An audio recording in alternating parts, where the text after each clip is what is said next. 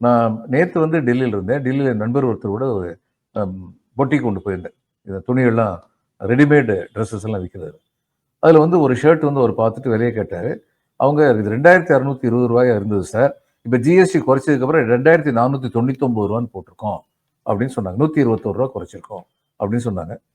அவரு அப்படியான்னு சொல்லி கேட்டு, இல்ல வேண்டாம் அப்படின்னு சொல்லிட்டு வந்தாரு. நான் சொன்னேன், உனக்கு ரொம்ப பிடிச்சிருக்குன்னு சொல்ற வாங்க வேண்டியதான்னு கேட்டேன். அவர் சொல்றாரு, நான் இந்த இந்த particular brand, I don't want to name the brand. இந்த பர்ட்டிகுலர் பிராண்டுக்கு நான் வந்து இத்தனை வருஷமா தொடர்ந்து வந்துகிட்டு இருக்கேன்.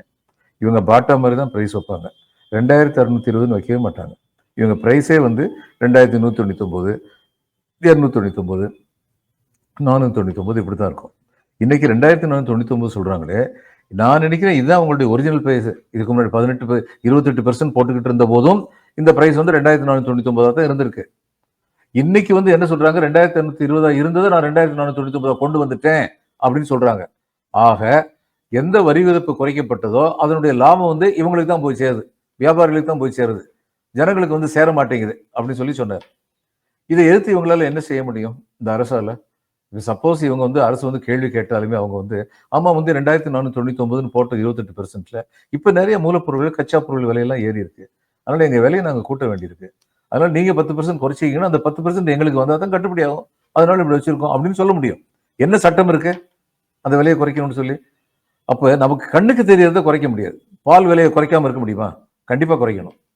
அதே மாதிரி அத்தியாவசிய பொருட்கள், அரிசி, மளிகை பொருள் சாமான்கள் இதெல்லாம் கடையில முந்தி இருந்ததோ அதை விட கொஞ்சமாவது கம்மியா இருக்கணும். நம்ம இல்லைன்னா கேள்வி கேட்போம். நமக்கு அந்த விலை தெரியும். ஆனா பல பொருட்களுக்கு முந்தி இருந்த விலை என்ன, இந்த இந்த வரி விதிப்பு குறைஞ்சதுனால எவ்வளவு குறைஞ்சிருக்கு அப்படிங்கிறது நமக்கு தெரியாது. இது ஒண்ணு. இன்னொன்னு, இந்த 2,00,000 கோடி வந்துருச்சு, அதனால ஜனங்களுக்கு சுபிட்சம் வந்துருச்சு அப்படின்னு ஒரு பெரிய பிரச்சார பீரங்கி தொடர்ந்து குண்டு வெடிச்சுக்கிட்டே இருக்கு. எனவே முதல்ல என்ன சொன்னாங்க, அச்சாதீன் ஆரேகேனாங்க, நல்ல காலம் பிறக்குது, நல்ல காலம் பிறக்குதுன்னு. இப்ப என்ன சொல்றாங்க, புது நல்ல காலம் பிறக்குது அப்படின்னு சொல்லி இப்ப சொல்ல வர்றாங்க. இதனால மக்களுக்கு ரொம்ப பெரிய நன்மை ஏற்பட்டுள்ள. நடந்தது என்னன்னா, இந்த வரி விகிதங்களே தவறான வரி விகிதங்கள்.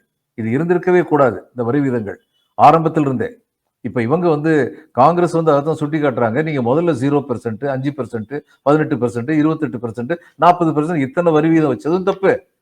அத்தியாவசியமான பொருட்கள் பல பொருட்கள் மேல இது மாதிரி வந்து 18% போட்டதும் தப்பு.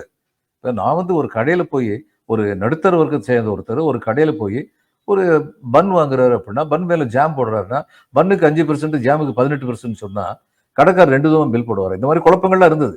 ஏகப்பட்ட குளறுபடிகள் இருந்தது இந்த ஜிஎஸ்டியில். வரி விகிதம் கூடுது, மக்கள் ரொம்ப வரி செலுத்துறாங்க, இது ஒரு பெரிய சாதனையா சொன்னாங்க.